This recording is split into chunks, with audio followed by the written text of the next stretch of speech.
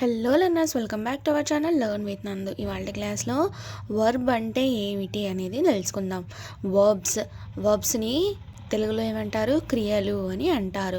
ఈ క్రియలు అంటే ఏమిటి అనేది ఈ క్లాస్లో తెలుసుకుందాం.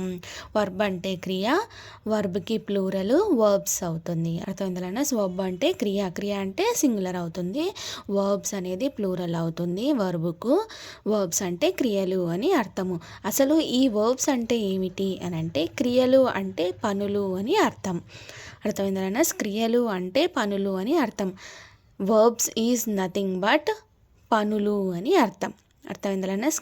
వర్బ్స్ అంటే పనులు అని అర్థమైతే వస్తుంది.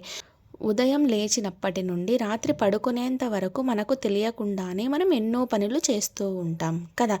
తినడం, చదవడం, వెళ్ళడం, రావడం, నవ్వడం, ఏడవడం, వినడం, పాడడం, మాట్లాడడం, ఇలా మనకు తెలియకుండానే మనం ఎన్నో పనులు ప్రతి క్షణం చేస్తూనే ఉంటాం. దీనినే మనం క్రియలు, ఇంగ్లీష్లో వర్బ్స్ అని అంటాం. అర్థమైందా లర్నర్స్? ఏదో ఒక పని మనం పొద్దున్న లేచినప్పటి నుంచి రాత్రి పడుకునేంత వరకు ఏదో ఒక పని చేస్తూనే ఉంటాం కదా. ఆ పనులను క్రియలు అని అంటారనమాట. అర్థమైందా లర్నర్స్? తినడంని క్రియ అంటారు, చదవడాన్ని క్రియ అంటారు, వెళ్ళడం అది కూడా ఒక పని కదా, దాన్ని క్రియ అంటారు, రావడం అది కూడా ఒక పని, సో దాన్ని కూడా క్రియ అని అంటారు. నవ్వడం, ఏడవడం, వినడం, పాడడం, మాట్లాడడం, ఇలా ఎన్నో పనులు చేస్తూ ఉంటాం కదా. అలాంటి పనులను క్రియలు అని అంటారు. ఇంగ్లీష్లో వర్బ్స్ అని అంటారు. అర్థమైందా?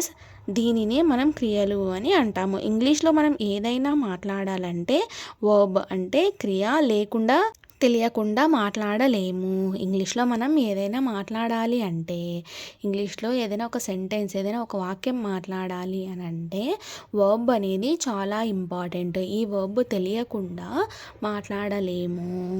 కాబట్టి ఎవరైనా సరే ఇంగ్లీష్ భాషలో అడుగు పెట్టాలంటే, ఇంగ్లీష్ భాషని మాట్లాడాలంటే వర్బ్స్ అంటే క్రియల గురించి మంచి అవగాహన తప్పనిసరిగా ఉండాలి. ఇంగ్లీష్లో మాట్లాడాలంటే, ఇంగ్లీష్లో అడుగు పెట్టాలని అనుకుంటే, ఇంగ్లీష్ భాషలో మాట్లాడాలని అనుకుంటే ఈ వర్బ్స్ గురించి మంచి అవగాహన అయితే ఉండాలి.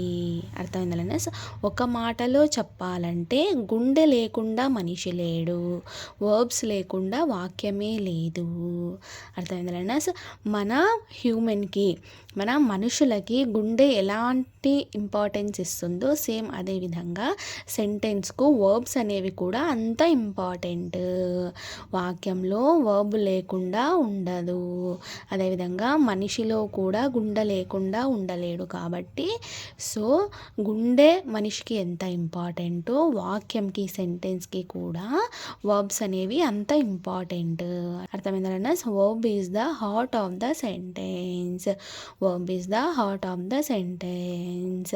సెంటెన్స్కి ఈ వర్బ్ అనేది గుండె లాంటిది. అర్థమైందా? వర్బ్స్ అంటే ఏమిటి? పనులు అని అర్థము. మనం మార్నింగ్ లేచినప్పటి నుంచి నైట్ పడుకునేంత వరకు ఏవేవైతే పనులు చేస్తూ ఉంటామో అలాంటి వాటిని వర్బ్స్ అని అంటారు. అర్థమైందా లర్నర్స్? ఇది ఇవాళ క్లాస్లో వర్బ్ గురించి. వర్బ్ అంటే క్రియ అని అర్థము. అర్థమైందా learners? Thank you so much for watching this video. Please subscribe to learn with Nandu channel for more videos. Thank you.